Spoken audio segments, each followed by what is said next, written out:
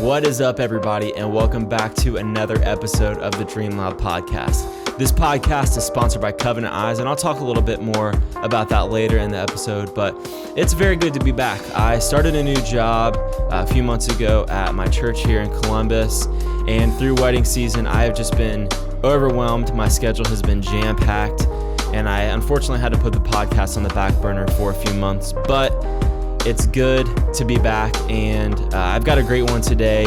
It is with my good friend Josh Lester. He is a resident actually at the church that I work at up here in Columbus, and we talk about everything from family issues to just our stories in general.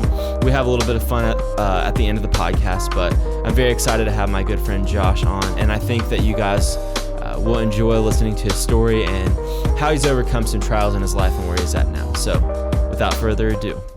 All right, and here we go. Welcome, Josh Lester, to the Dream Loud podcast. What's going on, everyone? This is the first podcast I've recorded in like 3 months, 2 months probably. A little vacant.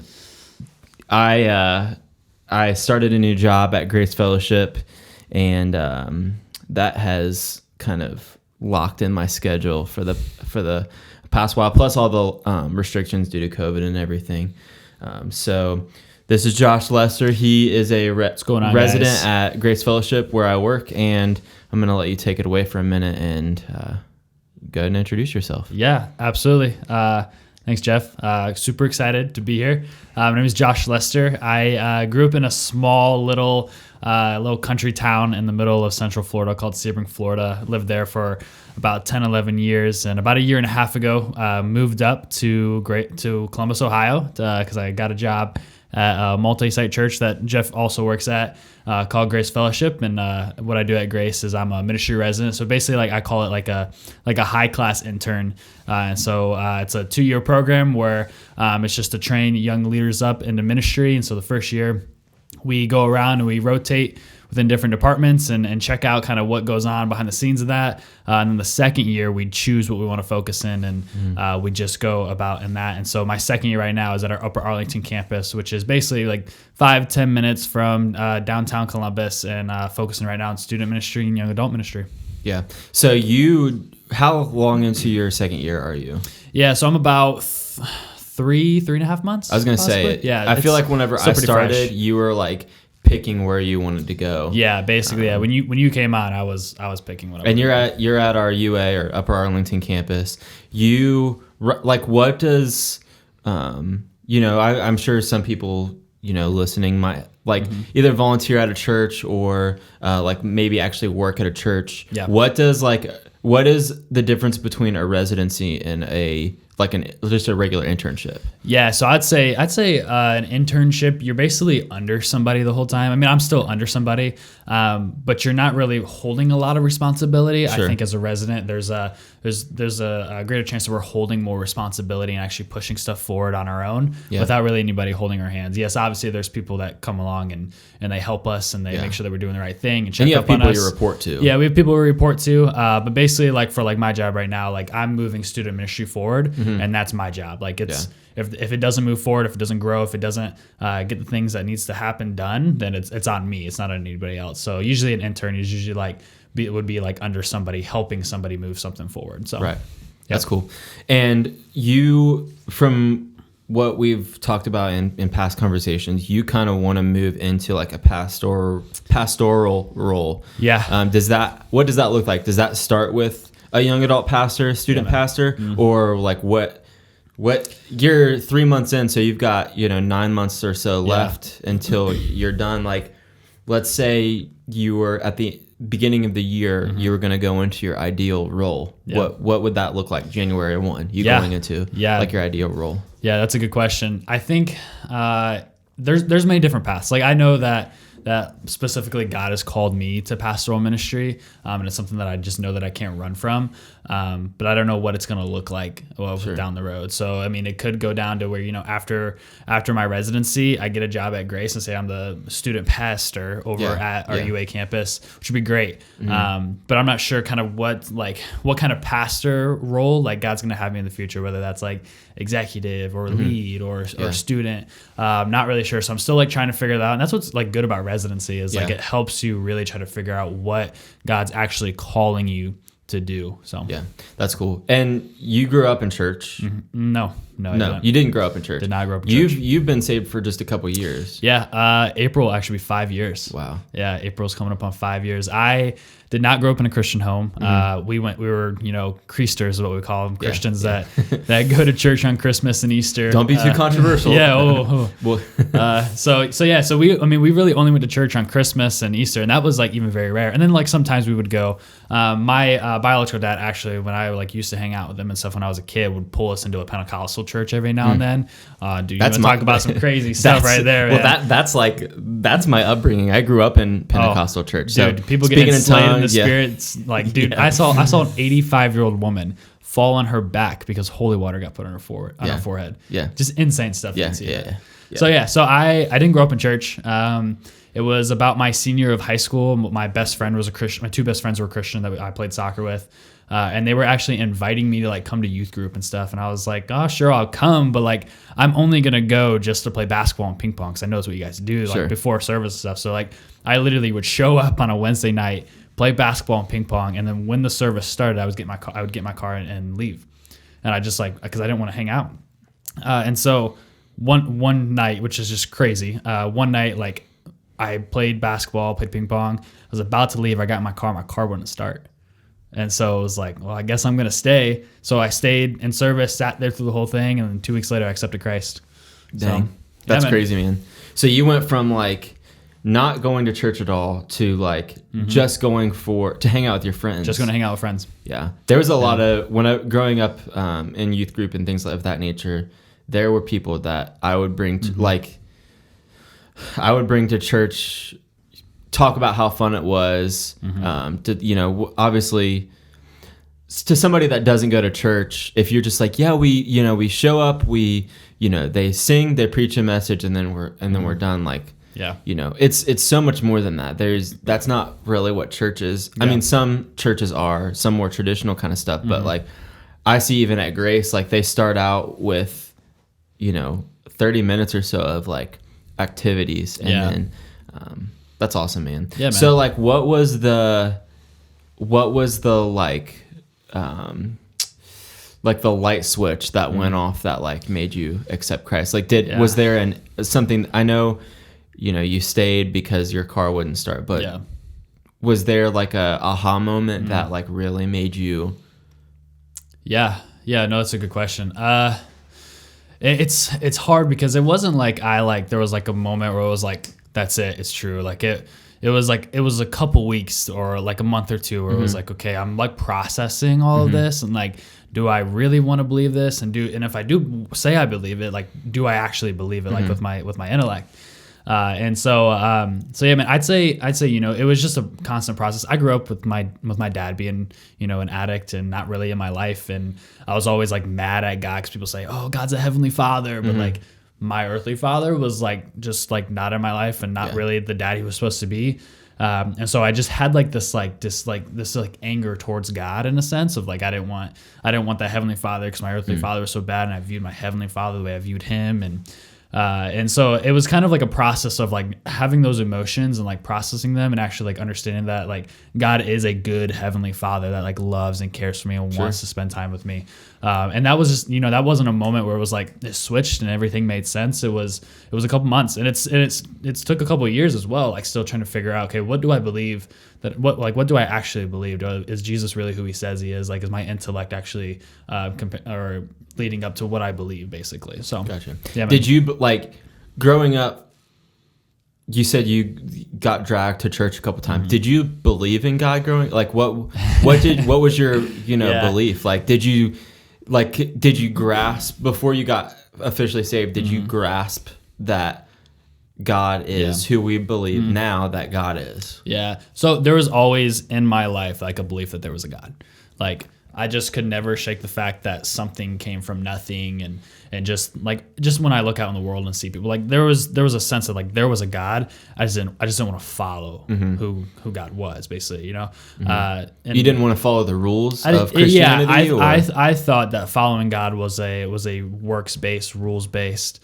Like I had to do this to get this. basically. So that's like how I grew up. And so like, that's why I never really wanted to go to church, because I felt like it was just a due system. And I didn't want any part of that. And so, yeah. Dang. Yeah. And so you went to a couple churches growing up. You said within the past 5 years, that's whenever you accepted Christ. Like what went off in your mind that says, "Oh, I accept Christ. Now I want to be I want to be a pastor one day."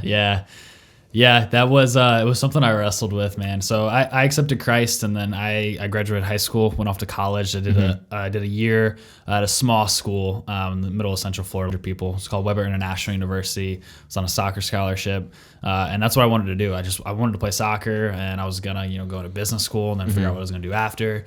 And so I went in to school, and I was playing soccer, and I absolutely hated it. Like, it was just like I couldn't stand my coach, I couldn't stand where I was at, the school that I was at. It just wasn't fun anymore.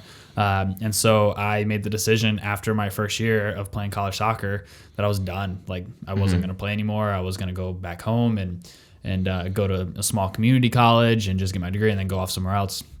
And so as I'm like trying to figure out like what I'm going to do next, everything just started breaking down financially, and I just wasn't going to be able to do it. And then after like basically that summer, I actually came to Ohio for a wedding. And I just so happened to sit next to a guy who was the site coordinator. Basically, he was like the dorm parents for a school in my hometown called GCBI. And so I got talking with him. He was like, "Hey man, like, what are you doing this upcoming year? Like, what's next?" And I was like, he knew I was a Christian, but like struggling in my faith, because like the year of college was a really big struggle, just like trying to figure out what I want to do and stuff like that. And so he sat down with me. He was like, "Hey man, like, what are you doing this next year? Like, what's going on?" And I was like, I don't know, like, still trying to figure it out, blah, blah, blah. And he was like, "Oh man, you should do GCBI." And I was like, I don't know, man. I knew what it was. GCBI it's a year-long school just to study the Bible. That's all it is. And I was like, no, I'm good. I don't really want to do that. Like, that's just not interesting me. And so we got to talking a little bit more. And he told me, he was like, "Hey man, like, for some reason, like, God's really putting on my heart to like tell you more about GCBI. And so I'm just going to send you the link, and I'd love for you to apply and just pray about it and think about it." And I was like, whatever. So I drive back home like that night, like I'm on my way back home. And I'm like, goodness, man, like, I just really feel like I need to just apply and see what happens. Yeah. So it's 4:00 in the morning. I apply to GCBI. 2 hours later at 6:00 in the morning, I get a text from the guy who does GCBI. And he was like, "Hey man, you're in. I'm waiving the fee. You don't even have to do anything." And I was like, oh my gosh. All right. So 2 weeks later, I get back to Florida. I move in. I do GCBI. I go through the whole process of moving in and studying the Bible. My parents didn't really agree with me going to do that. And it was during like the middle of that year, as I'm like really growing in my faith. I'm like, I'm living in one room with 12 guys. I hope I never do that again. But yeah, so it's like during that, like the middle of that, I was like really struggling. Like, man, like everyone's saying like I'm a leader and like I should do ministry and I should go into it, but I knew that I didn't want to, and I was just wrestling with it and fighting God with it.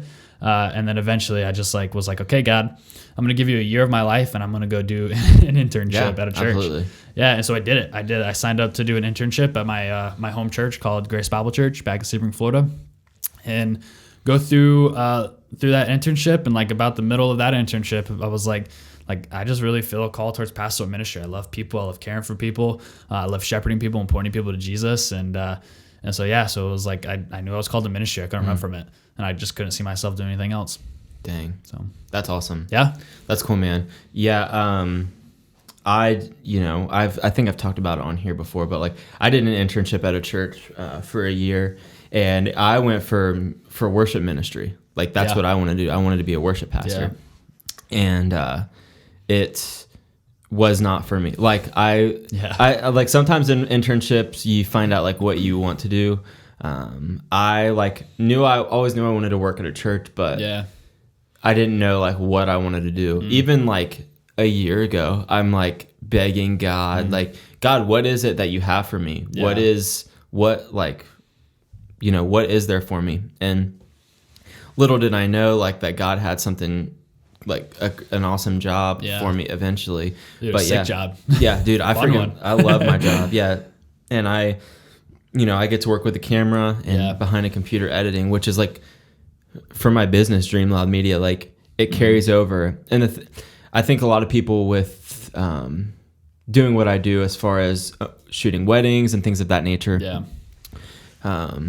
If you're doing just one thing, it can get stale pretty quickly. I know people that shoot weddings for 2 years and then they're like, don't want to do this anymore.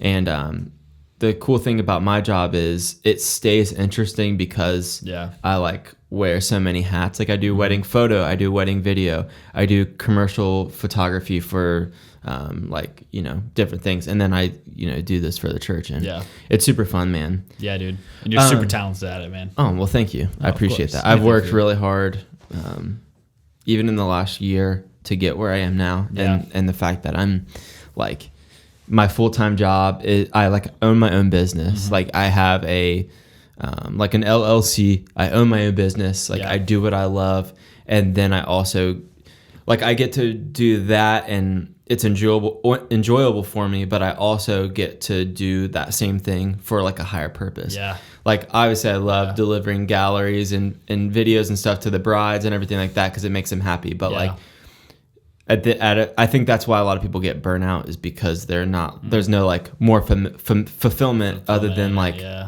getting money, because it's good money and everything. As much as you're comfortable. Yeah, I'm trying to do, to my listeners, I'm trying to do a better job of not talking as much. Man loves to talk. I do love to talk, and that's something that people comment on quite frequently. Is hey, let your guests talk from time to time. So I will hold you accountable. So I'm trying to. I will tell you when to close the trap. Thank you. Yeah, and the reason I have people on my podcast is not for them to hear about me; it's for them to hear about you. So. That was a nice little tangent. So as much as you're comfortable talking about it, you said that you had some issues with your dad growing up, and that's something that you and I, through our personal conversations, we both have some daddy issues. But tell me as much as you're comfortable. Yeah. Josh Lester, if somebody is tell me your story. So that I can I don't believe in Jesus right now. Yeah.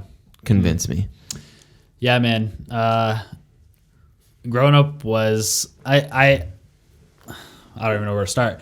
So my dad wasn't he was halfway kind of in my life for a while. And then basically was just when we moved to Florida, it was he was out. So my mom ended up leaving my dad when I was maybe 2, man. I don't remember it. But she left because he would rather spend his last $10 on a bag of weed than on diapers, right? And so I'd have some stinky booty going on. So that was kind of the start of them two separating. So they separated. My mom moved to Michigan for a while. He went back to Florida. They were living in Florida. I was born in Arkansas, living in Florida. She went to Michigan. He stayed in Florida. And so I would literally, when I was from 2 years old to maybe 10 or 11, every summer and Christmas, or not even Christmas, every summer, I would fly to Florida to spend the summer with my dad, and then I'd come back up and I'd do the school year in Michigan. And so that whole time of the process of going back and forth was always really tough, because I was man, this is my dad. I want to spend time with my dad and stuff. Sure. And my mom was up here, and then we moved to Florida in 2008, 2009, and I'm dude, sweet, I get to be by my dad. This is gonna be awesome. And it was not the way I expected it at all when I was a kid. And so when we moved to Florida, it was an every other weekend thing. So every other weekend I'd go spend the weekend with my dad, and then the rest of the week I spend with my mom. And so every weekend when we go to my dad's, it was we wouldn't do anything. We would just sit around on the couch, watch TV. He was remarried at this time, and she had 3 kids. And so we'd hang out with the kids and stuff, but he would just stay in his room, wouldn't go out, or he'd go to work. Occasionally him and I would do a one-day camping trip, or a one-day fishing trip. And those were great. Those were fun. I loved them. They're great memories still to this day. But as the years went on, that he ended up getting into a domestic violence issue with his wife at the moment. They ended up splitting. He went to jail for the night. And so they ended up splitting and divorcing. And then that was the downward spiral. This was about when I was a freshman in high school. And So I'm a freshman in high school. That all happens, and then it was like just the years go on, and he just trickles down. Like loses his job, he's getting fired, he's moving around, he's starting to do drugs again, and I'm starting to notice it because I'm at the age where like I know like okay, like my dad's high right now and stuff, and there'd be moments too, man. Like we would set up a time to like hang out, him and I together, like go fishing or something, and he'd say, okay, cool, let's meet here at this time at this place, blah blah blah, bring your stuff. So dude, I'd be so excited. I'd get all my stuff going, get all the poles in my car, go fishing. I meet him at that spot and he doesn't show up. Like, and so I'm like sitting there for an hour and like, he just doesn't show up, man. And it was really hard. Like as a young kid, you know, going through high school, like I'd see like other kids and their dads and they're like having a good time and like the really good relationship. And I was just always just like, so like pissed because like, I just didn't have that 100%. Yeah. And so, yeah, man, so it gave me a lot of, I guess, daddy issues, if you want to call it that. Yeah.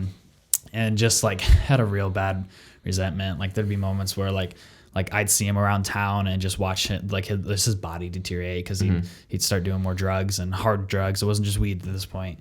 And so, yeah, so it was just like really rough, man. And then, so then I started going to church, like I said, you know, the youth group and stuff. And, it was like every week there was something about Heavenly Father, like, and about your dad, blah, blah, blah, blah, blah. And I just started asking questions too, like asking questions to the youth pastor and my friends, and, just like come to this point of like, you know, the guys that I was hanging around with were always telling me like, hey, like, your Heavenly Father is not an image of your earthly father. Like he's totally different. Like your Heavenly Father is the perfection of your earthly father. And so like the way that I viewed God was so distorted because of the way that I viewed my Heavenly Father was so distorted because of the way my earthly father had shown himself. And so it was always just this distortment of who God is because of the way like I viewed him. And it was always really rough. And then like, just like as like God started like opening my heart and changing my heart more and more as I was like going to church and like praying and like, you know, I accepted Christ and hanging out with the people that were at church and stuff. And God just really started just to mend my heart and mold my heart to understand that like he is not who I think he is. And he started really revealing himself to me in just unique ways of a loving father, of one who is always there and always cares for you and like hears your needs and like wants to know you, wants to spend time with you. And it was just it's still like, it's not like to this day, like I'm like my Heavenly Father, blah, blah, blah. Like there's still moments like as, you know, a 22-year-old who's still dealing with this. So like I sometimes find myself saying the way that I'm viewing God right now is the way that my earthly father was. Like it's the reason why I view God the way that he is now is because of that. And so like it's a constant struggle of like trying to like renew my, you know, scripture says renew your mind, and like renew, like allowing the Spirit to renew my mind to see God in a different way that is so unlike the way that I view my earthly dad. So dang. And is there a relationship there with your dad? Very rare. He actually called me a couple weeks ago. I guess he was in rehab. I don't know. He called me and was like, I was just in rehab for 3 months, and I like hear from him like every other like 6 months possibly. He's got like a new phone number every time he calls me. Got them burner phones, bro. Yeah, bro. He's tossing them in the creek. Yeah. But yeah, so he like called me and he was like, hey son, how you doing? And just asked some just questions he asked some questions that's like, man, like that was so long ago. Like, why are you still thinking about that? Yeah. Or like he asked me, he was like, you still playing the drums? And I was like, dude, that was in middle school, man. Yeah. Like, yeah. So yeah, it was just, yeah. So there's not really a relationship. Just a little bit of one, but forgive me if I've already asked you this or you've told me this before, but do you have siblings that walk through that with you? Yeah. So I have an older sister who's that's right. 25, okay. 24, 25. And then I have a younger sister who's just a year younger than me, who's 21. I always forget that you're 23. Almost, yeah. 23. I always forget that you're that much younger than me. You're youngin'. I don't know if that means you're immature or I'm immature or I don't know, man. Do they know you? And so what was that like with your siblings? Yeah. Like, I mean, see, I don't have any full siblings, so like the issues that I walk through, like it's different. Yeah. I have siblings on my mom's side and my dad's side, but like I felt like a lot of my journey I walked alone because I didn't have Yeah, I mean there was definitely moments. I think my younger sister and we connected more on the hurt than my older sister did. My older sister had her own troubles growing up. Yeah. But but yeah, I think my older sister has more of a connection to him than I think my younger sister and I do. But we all felt the emotions differently. Sure. My older sister was always like, was just laid so much on the side of like grace with him, and like was always like, even if like he messed up, she would still keep him around. And I think my younger sister, she kind of goes back and forth with it. So there'll be moments where like she's like landing on the side of grace, or she's landing on the side of the truth with it. And so she just has different emotions, and I think my emotions kind of like have stayed just like at a flat line kind of with it, basically. So yeah. Dang. That's heavy. Like, I appreciate you sharing that. Yeah, man, of course. Like I said, as somebody who kind of walked through something similar, as far as like just issues with my dad, not similar situation, but like issues with my dad, and there's like a lot of forgiveness that like has to be done in your heart. Like, whenever you feel like it's somebody who's biologically programmed to love you, and you, when you feel betrayed by them. But the Bible says that we're supposed to forgive people. Like it, you know, and we talked about this at church. Like it's not just, we don't know like whether it's 77 times 7 a day, a month, but still that's a lot of times to forgive someone. Yeah. And I was just talking with a guy yesterday, and he was basically asking me like how like my like family is gonna like basically how it's influencing me right now, basically. And I was like. He's asking about like forgiveness and how like I forgive my dad and stuff. And I was like, you know, it's not like a one-time thing and it's like, boom, you're forgiven and I'll let you back in my life. Like it's a daily process. 100%. And it's hard. Like there's some days I don't want to, like, cause I'm just so like ticked and pissed at him and I don't want to forgive. But it's a daily process of like, okay, like I need to forgive him, man. Yeah. And you know, but I will say, in the forgiveness, that doesn't mean that everything has to be good and great again. Like, doesn't mean that our relationship has to be, you know, good and I can let him back into my life. Like, there's still things that I just won't let him back in my life. And so, there's areas that you have to protect. There's areas that I have to protect because I'm trying to protect. And that doesn't mean that he would never be let back into that. Just at least like, you know, there's stages to it. Whenever I was, you know, having issues with my father, I had like a couple of guys that were like, I guess father figures, but like that like spoke into my life. Did you have that as well? Did it? If so, were they like people that found you that you sought out, or? Yeah. And I, you know, my mom was remarried. She's been married 3 times, so she's two marriages after that. And so the guy who like I like consider my dad, who he lives in Michigan, and I was actually on the phone with him last night. He was like big, man, and helped me like my view of a father in my head as a young boy, like switching that around and stuff. And he was always loving and caring and like was always there for me and still is today. Like him and I are like super close, even though like, you know, a divorce happened and stuff, but he's a guy that I would consider my dad and was a father figure growing up. And then even my stepdad now, Norm, you know, I love him to death, man. He's such a good guy. I think he really taught me like how to provide at any cost and like how to be a man and do things the right way. And so God definitely put, you know, two good father figures in my life that, you know, I can look up to. I my youth pastor when I was 16 and I was like in the heart of it, he was that for me. And then like my stepdad as well, he like he same kind of thing, like showed me like he is a hardworking man. He will work. Brian. Brian. He's a shout legend. Brian. And he will shout out Brian.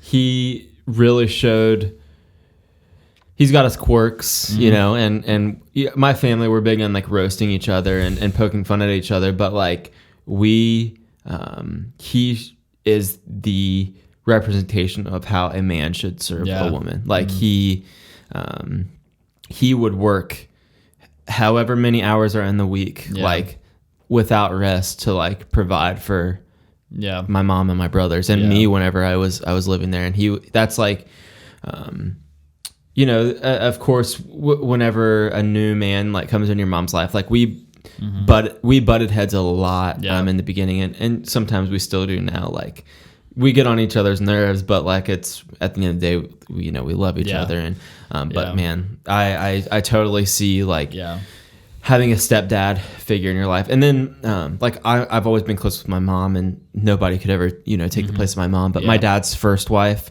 my mom and my dad were never married. but my dad's first wife, Angie, she like I called her Angie Mommy. Yeah. Like, I know it's kind of like a weird name, but like I didn't call her mom growing up, so I called her Angie Mommy. Just so like goofy, but she was like she's a great woman in my life too. Yeah. Like through the issues, because her and my dad were divorced at that time, and like through those issues, her and her husband Carrie, they like would often have me over like through that time and have me over for dinner and like show me love like through that situation.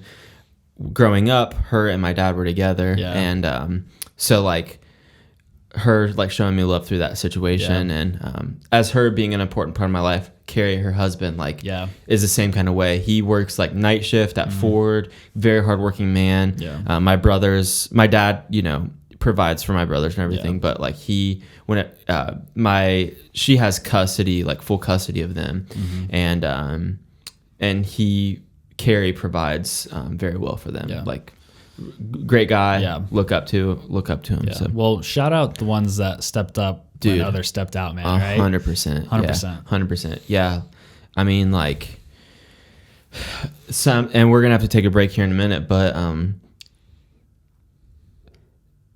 missing fathers in your life are one of the biggest reasons for like crime in the world right now, and you know, and all different types of communities. I mean, like if you know someone that like needs a father figure and they don't have one, like step in, you know, be that for them, because if there's noticeably somebody who doesn't have a father or a father figure in their life, man, their future could depend on you stepping in. And that's why the nuclear, we're getting off topic a little bit, but the nuclear structure of the family is so important, right? Like of a father in the household, like is so important. I think in today, man, we're fathers today are missing that, because there's so many fathers that just aren't involved in young men's life. And it doesn't even mean like marrying their mom or like buying, like even just finding someone, taking them out to lunch, being there for them whenever they need somebody to call. I mean, like, you know, big time. So, all right, well, we're at that point where we need to jump off and take a break. So we'll jump right back in a minute. If you've watched or listened to any of the episodes of the Dream Lab podcast, you know that this podcast and my whole channel is sponsored by Covenant Eyes. And Covenant Eyes is a device monitoring service that's designed to help restore human connection and help you and your loved ones live a life of freedom from pornography. I've had Covenant Eyes for about 2 years now, and it helped me get free from my addiction.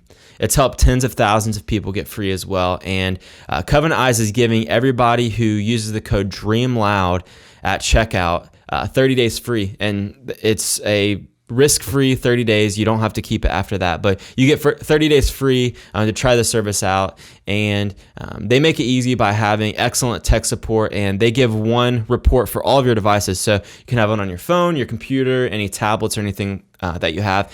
It scans the devices for anything that is, you know, sensitive content, and then it actually sends all of that to an accountability partner, and it sends it to you monthly. So they every week they send a report, and it, you know, says good job, or hey, here are the things you need to work on. And like I said, it helped me and tens of thousands of other people get free from their addiction. So use code DREAMLOUD at checkout, and you'll get 30 days free of Covenant Eyes. All right, and we are back. Welcome back. We took a little break, had a little lunch action. Dude, your wife made some banging pasta with shrimp in it. Oh, by the way, I'm married now. Oh. So I think last time can you show it off real quick? Last time I did this, I was just engaged, but now I'm married. You had naked fingers. Yeah, I had some naked fingers, and now I'm married. So that's a big life change for me. Dude. So before we went on our break, we were talking kind of about just father figures and daddy issues and things like that. What's your relationship like with your mom? Oh, dude, I love my mom. Man, my mom and I are really, really close. Yeah. Alex, my girlfriend, calls me a mama's boy. Yeah, dude, I'm a total mama's boy. I'm so close to my mom, man. Like, she's been one of like the only consistent like person in my life. Yeah. And so, Same. yeah, man, I love my mom. She's great, dude. That's awesome. She's awesome. Growing up, were you guys a big vacation family at all? Like, did you ever go on vacations? Dude, we went on vacations all the time, man. What's like? Yeah, dude, You rank your top. I want to hear Josh Lester hot take. Top vacation Top place. 3 vacations of all dude, time. you cannot beat a New Year's cruise. You cannot beat a New Year's cruise. They are New like, Year's cruise. oh, dude, would have never thought about. Going they're on the a best, dude. You end the year off like in the middle of the ocean. You start the year off in the middle of the ocean on a boat. Like, Dang. dude, it's great. And there's like, I've never been on a awesome, there's cruise. awesome parties and so much food. Like, the food's great, and you can just stock yourself full of whatever they have. So. Dang. Dude, yeah, New Year's cruise, top of the list. That's And then- number 1. That's number 1. And then number 2, I'd say, is the mountains in Tennessee. That's number 2. I don't know where number 3 would be. Number 2, Tennessee. That's where we went for our honeymoon. So that is- I'll be there next week. Nice. bro. You're going there with your family for Thanksgiving. Yeah, we're all meeting up. Are you guys doing like a cabin or a chalet? Or Yeah, so we got a cabin up in Tennessee, and so I'll be driving down next week. Down in Tennessee. Down in You're in Tennessee, Ohio. boy. Not up in Tennessee, down in Tennessee. Did I say up? You said up. Oh, I need to go It's back. okay. I need to go back to English Yeah, class. go back. Are you just learning English? Yes, my main language is Spanish. Yeah, ¿Cómo está? ¿Cómo estás? Está bien. Yeah, I would say my number 1. This is like super goofy, but like I love Disney. Disney. I love Disney. Okay, hot take. I hate Disney. Why? I hate Disney, dude. I just Like Disney. Disney- you hate Disney World. When I think of an amusement park, You like, hate Mickey there Mouse? Yes, Are you a communist? Yes, in disguise. No, Gosh. like Disney World, dude. Okay, anytime I think of an amusement park, like I think of roller coasters and stuff like that, and Disney just doesn't offer that. Yeah. Like they may have like a few, but like I don't want to go see It's a Small World and go 2 miles per hour through a building. We It's not my forte. we have different opinions there. Yeah, so when we go, we always do like one day at Magic Kingdom, one day at Hollywood Studios. Hollywood Studios is good. I will say that. Mm-hmm. But like I'm like talking about like Disney World. Yeah. Right? I think Disney World Like the is more castle. for the experience and not as much Yes. for the rides. Yes. Like Hollywood Studios, Universal Studios, Yes. and Island of Adventure. Yeah. That's like a 2-day. I want to go for thrills. Nah, You I don't wanna go want for to. I thrills? don't want to go see a show. I like roller coasters. I grew up right by Kings Island. Have you been? You've never been? Yeah. To You have. Yeah. Okay. So I grew up right by Kings Island. That's where my first job was. Yeah. I used to work at Kings Island, and I love roller coasters. Yeah. But like I rode them so much. I mean, I would work there, and then that's where me and my friends would go because we all worked at Kings Island together, and I had a pass. So like that's where we went. So like I'm not burnt out on roller coasters, but I like going for the experience. Yeah. I also like, I think a big part of it is because like that's where we went on vacation and like Yeah. being with my family. I don't know. Disney is just my number 1 on the list. And then I love Gatlinburg. That's probably my number 2. And then we went a couple months ago to Myrtle Beach for the Yes, week. yeah. And that was a blast. We Yeah. stayed in a condo. It was me, Laura, my mom and Brian Yeah. and Justin and like my brothers. And that was a freaking blast, dude. Dude. Like It's just the best. no responsibilities. Yeah. Wake up, go to the beach all day. Like go to the beach or the Yeah. pool all day. We were there. I think we got there I feel like we got there on Monday and got home on like Friday. So we were there Okay. for like Yeah. almost a whole week. Yeah. Now let me ask you this: beach or the mountains? I would say my answer is the beach. Oh my. Laura's answer is the mountains Oh, for okay. sure. Okay, I have some frustrations that I need to take out with the beach. Like every time I go to the beach, I get sand everywhere and places that I don't want sand, and then it like gets in your car. Get and then, over like, dude, you just of my feel tripods- sticky. Like it's just gross. I think it's that tripod. Yeah. It like I used it to do like time lapses on the beach, and there's like whenever I open and close it, there's still sand. sand stuck in there. Dude, you can think you have the sand out, and It's kind of like glitter. Oh, dude, It's like glitter less sucks. fun. Oh. Sand is. This is my hot take. Sand is less fun glitter. Oh my gosh. That's fine. I would rather go to the mountains because one, I love Tennessee. and Morgan Wallen's from Tennessee, and I love Morgan Wallen. And Well, so by to God. come out in the back of it, and like to come out of the back of a cabin and just see a view of just mountains, We stayed in a cabin at the very top, like overlooking the mountains. I don't know. I can't remember if I sent you the picture. I posted it on Instagram, but we had a pretty killer view in our cabin from our honeymoon. Yeah, I saw the picture. We were pretty stoked for that. We were like, where would we want to go? We didn't want to go away for too long. Yeah. Just because of work and everything. And we're going to Hawaii in February. So, like we wanted to get away for just a couple of days. And There you go. Gatlinburg was it. There you So go. like the first day we went to downtown Gatlinburg, and then we went to the show at the Comedy Barn. Yeah. It was very dumb, very cheesy. Did you like watch birds or something? Yeah, the first 20 minutes were birds doing tricks at the Comedy Barn. It was. We were laughing at how like dumb it was, but it was just a fun experience. That was like, because we didn't live together or anything before we got married, so that was like our first time going away somewhere together. Yeah, because we went to Boulder with her parents like a little over a month ago. Yeah. Went to Myrtle Beach with my family, and then other than that, other than like us going to stay in Cincinnati for a night or whatever with my at my parents' house. Yeah. That was the first time we had been away together, and it was super freaking fun. But yeah, so I would say my first is Disney, my second is Gatlinburg. Yeah. Dude, I don't know. Boulder and Aspen were pretty sweet too. I shot. I've been away from podcasting for way too long. Like I've done so much since I've been gone from here. I went to Aspen 3 or 4 months ago to shoot an elopement. Yeah. And that was a freaking blast. I flew in on Monday. The wedding was on Tuesday, during the day, and then Tuesday night I drove back to Boulder and flew out Wednesday morning. Dude, those shots were sick, though. Thanks, I man. will say that. It was a blast. Those shots were sick. All right, so we got your hot take on vacations. What about Christmas decorating? Oh, dude, the people that decorate before Thanksgiving. Oh my gosh, I just want to slap. Watch your words. Watch your words. I know you. I saw a tree downstairs. Come on, man. That's gonna be my Star Wars tree. Is down here. Listen, and then we have our regular tree upstairs. You're skipping Thanksgiving. Like you're just forgetting about it. No. Yes. You're wrong. Here's the thing. It's November 1st starts Christmas. No. Hold on. And then for 3 weeks for 3 weeks it's Christmas, and then you take a break from Christmas for 3 days for Thanksgiving. Where is this written? In the Bible, I'm pretty sure. Thou shalt celebrate Christmas. Christmas for all the way 2 through months. Now, okay, so I think a lot of people talk about when Christmas decorations go up. Yeah. I'm gonna flip that over.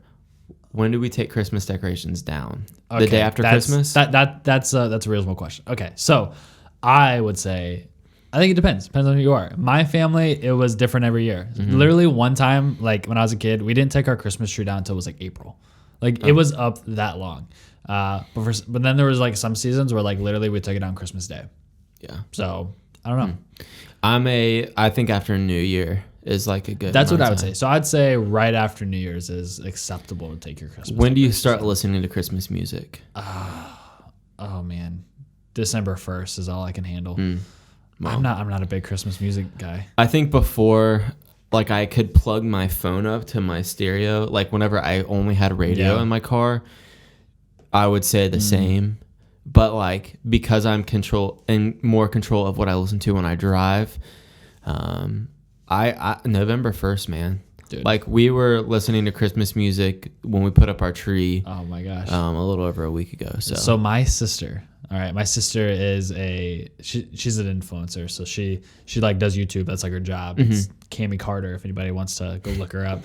But dude, she put her Christmas stuff up like in the middle of October. All her stuff was up, and I was like, "This is ridiculous. This should not be happening. Like someone needs to go and like arrest her or something." That might be a little too this early. is ridiculous. Yeah, middle of October, all her Christmas stuff was up, and I was like, "Come on." I think it's reasonable when the leaves are off the ground or when the leaves are off the trees. Okay. That's probably a good time to like start decorating for Christmas because that's like middle of November. Yeah, that's like fall is basically over. Yeah. Because all the leaves have falled. Yeah. So that means fall. Oh, that's what fall means. Yeah. Because all the leaves fall. Autumn. Dude, okay. I know you're going to hate me for saying this, but as a Floridian, I kind of wanted to like dump snow one day. You want it to dump stuff? I haven't seen that in Oh, forever. I love snow. Like just like 2 feet. Yeah. I don't know if that would happen anytime soon. Probably not, but I would love to see it. I like snow. I like in my ideal world that I've like created in my mind that doesn't actually exist. I would say like It's your Minecraft world. 2 weeks. Yeah. If I like could go and build my own world on Minecraft, snow for 2 weeks and then I'm done with it. Okay. Like snow and cold for 2 weeks and then. Okay. Yeah. The one like nice thing now that I live in a house and have a garage is like I don't have to defrost my car in the morning anymore. Yeah. That was a nightmare. Oh my gosh. Yeah. Because I'm the kind of guy like I literally wait until the last possible minute to leave. Yeah. So like when I get in the car, I will like want to get in the car, start it, and go. drive away. Yeah. I don't want to Wait till you can see. So- Dude, okay, so when I moved to Columbus a year ago, it was like October when it like first like really frosted over.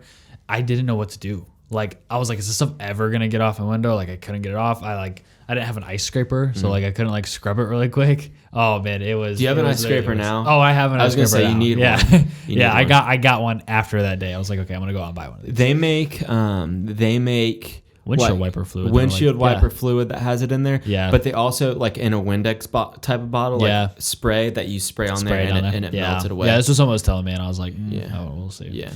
Yeah. I now that I have a garage, I don't have to worry about that. If I stay anywhere other than my house, like if I have a wedding in Cincinnati and I have to park, it's also weird though because like you can park your car under like something and your windshield won't get icy. Like if you park it under an awning, your windshield won't get icy, right? I don't know. Am I making this up right now? I think I might be making that up. Yeah, I don't know. I feel like if you park your car under something, it won't get icy. Listeners, Google that for us. Yeah, here, I'm gonna Google that right now. Email Jeff. You talk about something right now while I give me just gonna cut this. Oh, okay. So no, we're not cutting it. We don't do that here. No cuts. While I'm Googling this, I need like, do you watch the Joe Rogan podcast at all? I've listened to like 2 or 3 episodes. I'm not big. I wouldn't say I'm not big into it. I would say I just haven't listened to it enough. Gotcha. I listen to, I would say like 60% of the episodes because there's some people's on there that I don't care about. I just said people's. There's some people on there that I don't care about. Yeah. But he has a guy like in a booth named Jamie. And like he'll be talking about something, and then he'll say, "Pull that up, Jamie." And then they have a TV right here. So like, at all times, whenever he's talking, Jamie's constantly Googling stuff. And then when he says "pull it up," like it's pretty much already there. Ooh, bless me, Rona. Bless me. Okay. Do windshields get icy We just need a Jamie here. Park under something? Let's see what this is. Yeah. Why do car windows not frost over when parked under a carport? Wow. I'm not crazy. I thought you were nuts. Yeah, I'm not crazy. Yeah. So there you go. Hot take. Hot take. Now you know. Put your car under something. Now you know. Or just throw a blanket over your windshield. Yeah. I see some people like do stuff like that. One thing, like as an Ohioan, that you should never do, if you pour like hot water or like regular temperature water. Yeah. Don't pour it on your windshield because your windshield could shatter, like with it going from hot to cold so fast. If you pour it on like the top of your car and let it run down, that's how you're supposed to do it. I did not know that. I would have shattered my windshield. You're not supposed to do that. I don't know if that's actually. I don't know if it's like a wise tale that. Yeah. Like how people used to say, don't. It's illegal to like turn your light on when you're driving. Like parents would always tell us that. Dude, my mom used to freak out over that. Yeah. Like we'd turn the light on the back and I was like, no, turn it off. Yeah. But like I do it now, like as an adult, like I'll turn it on. I was like, I don't know what she was freaking out about. Like, is it wise tale or wives tale? Oh man. or wives' tale? I just saw something the other day. I was like, we've been saying this wrong, and it was this. I forgot what word that was. Man. Is it, what is An it? old wives' tale is It's a wives' a tale? belief or superstition. Oh, It's it's wise? wives. Really? An old wives' Interesting. tale is an exaggeration. Oh. Wow. Wow. Okay. Oh, is an eggcorn. I cannot read. I don't have my glasses on. A mishearing of the phrase old wives' tale. It's wives. Oh wow. Oh, What the heck? dude? What else have we been saying wrong? I don't know. Things people say wrong. Let's look Have it you up. ever seen those like pictures where it's like we've been doing this wrong our whole life? Yeah. Like the one that I Like, can I think was of off the 10 top years of my head. old whenever- Yeah. Like, did you know that when you order Chick-fil-A, you can put the little hole in like the chicken nugget thing is for your straw, and I don't know if it's really for a straw, but you can put your straw through it and it can sit on top of your cup, so you can drink and eat nuggets at the same time. I did not with know one hand. that. Yeah, it's insane. All right, things people say wrong. Let's see. People say I could care less. People should say I couldn't care less. So like, yeah, I could care less. It's I couldn't care less. I couldn't care less. People say for all intensive purposes. It's for all intents and purposes. Oh, I'll probably still say it the wrong way, but People say could have, should have, should have. I mean, that's Could've, if you're should've. saying could have, should have, you're just lazy, which I say all the time. So I'm lazy. very. Um, That's okay though. I still love see. you, even though you're lazy. nipped. People say nipped in the butt. It's nipped in the bud. I think that's a pretty No, nipped in the Nope. butt. no. It's nipped in the bud. Oh, this is. People say you have another thing coming. Where You could this possibly be You wrong? should say you have another think coming. think. Hearing the full phrase helps a lot of. If that's what you think, then you have another think coming. That's like the full like phrase from it. I don't know. Yeah. Interesting. You know more. What's another hot take? Ooh, plead the fifth. Take the fifth. People should say take the fifth instead of I plead the fifth. I think that's enough of that. I think that's enough of that. So when I first started this podcast, Yeah. it was like at the very beginning of the pandemic. So like I'm pretty sure we were like a week or two into shutdown. Really? Whenever I started this Yeah. podcast. That was, I'm not sure when my first podcast was uploaded, but that was months ago. It was a while ago. And now we're in it. Like we're I would think that to say that we were at the end, but like with all these shutdowns, we're like still kind of in the middle. We're back in the middle. Yeah. of it, So it feels like. episode 1 was May 4th. Yeah. On Star Wars. That was about on Star Wars Day. 2 months into it. Yeah. I think I had Star Wars Day. I had been so I got laid off in Yeah. March From the dealership, right? You were from the at dealership. Like right at the end of March. So about a month I had been laid off. So we were about a month into like shutdowns and Yeah. everything. Now we're like kind of reopened a little bit, and then Possibility of another shutdown. Yep. What are your like concerns about another shutdown? Like, what do you think? Yeah.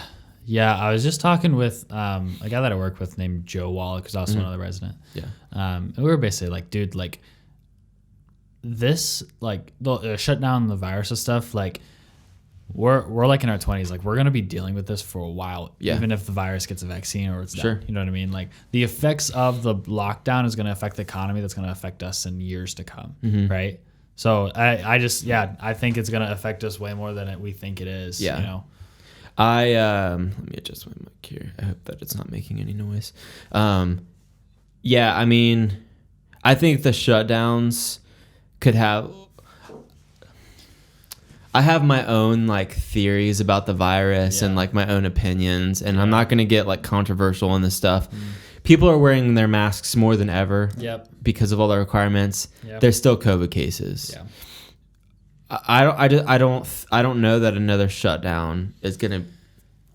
Yeah. And I would say too, and I don't want to get controversial or anything either. Like the virus is a real thing. Let's all put that on the table. It's a real thing. It's affecting real people.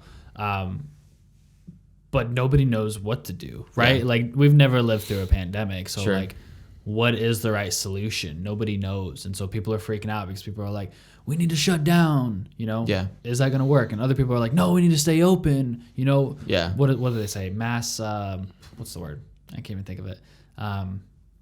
Like just get like a super spread and let everyone get it, and then it will be over. Oh, like, like nobody knows like what is actually going to work. We've never dealt with it. And so like, man, like, I'm on the same page with you. COVID is definitely real.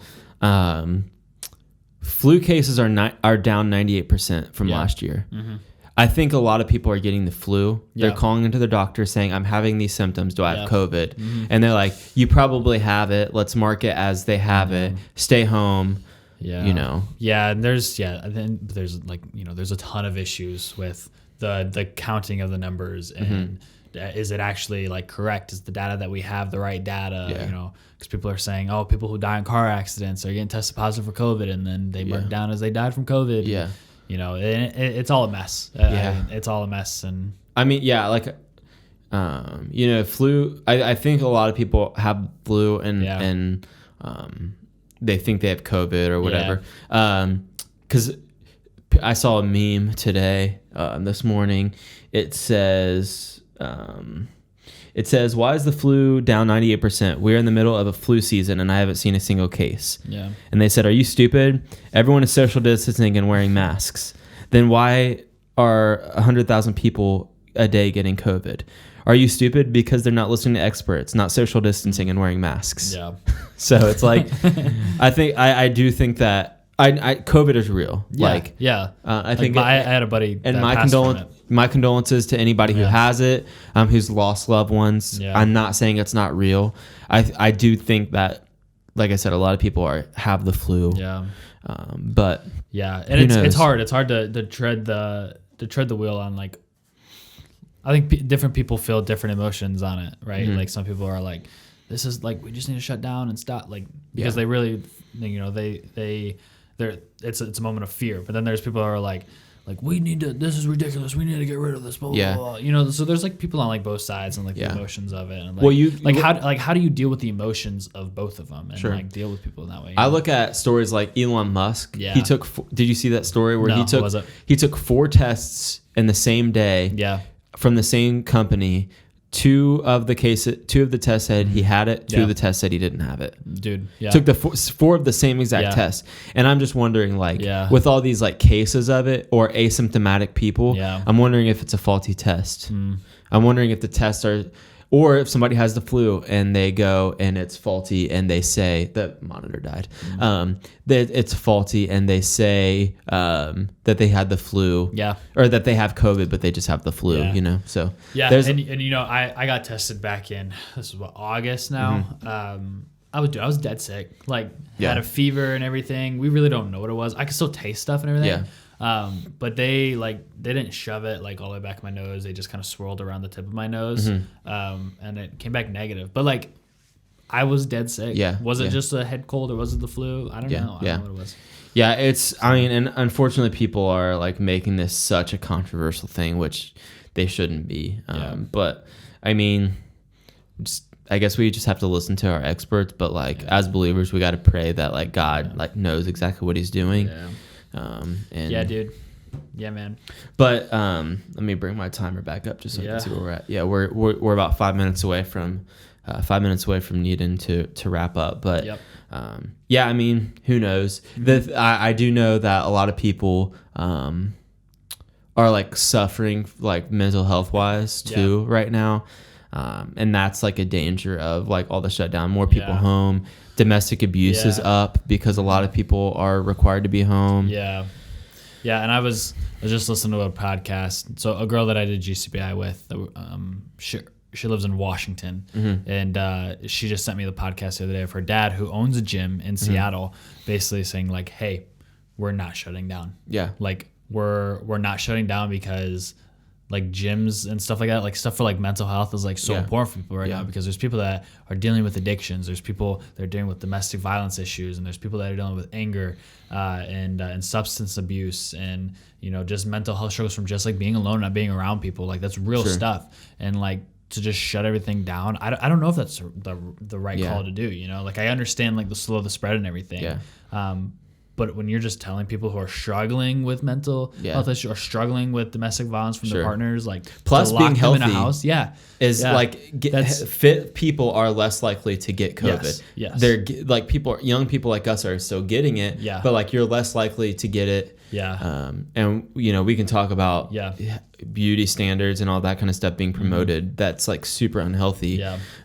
A different day, but yeah, I mean, And that's there's a struggle with it from COVID on both sides, because there's a struggle of if you keep everything open, people keep getting COVID, right? COVID cases go up, but you shut everything down, then suicidal rates and depression Yeah. rates and domestic violence rates, like they're skyrocketing.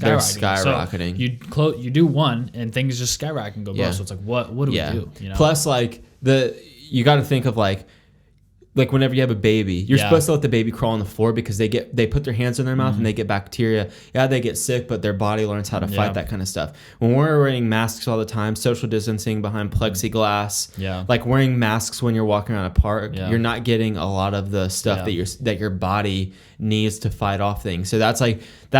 I mean, I'm not a health expert, and I'm not claiming to be. Yeah. We're not saying we know yeah. we know the right answers. I'm just this is just truly my opinion, Yeah. and from what I've heard from like some of the people that I trust, like wearing a mask and all that kind of stuff can be dangerous. Are more people getting COVID? Yes.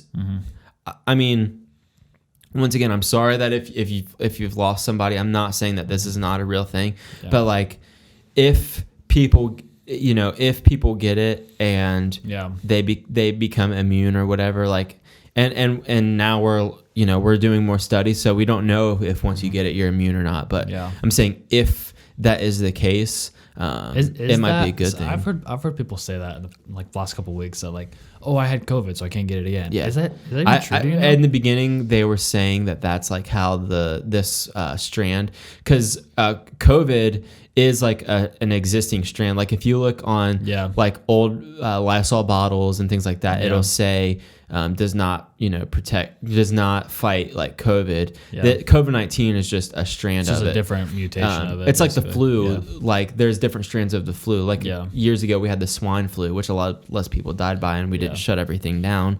But that's another topic.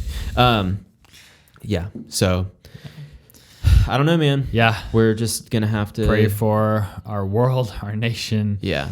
100%. Virus. Yeah. And I want to end on like something fun. Okay. I don't want to end on like on a people COVID, diving on a dying of pandemic. COVID. Let's see. I already asked you that question. I'm quiet because I'm looking at a random topic generator. Let's see. What is your guilty pleasure, Josh? Explain more.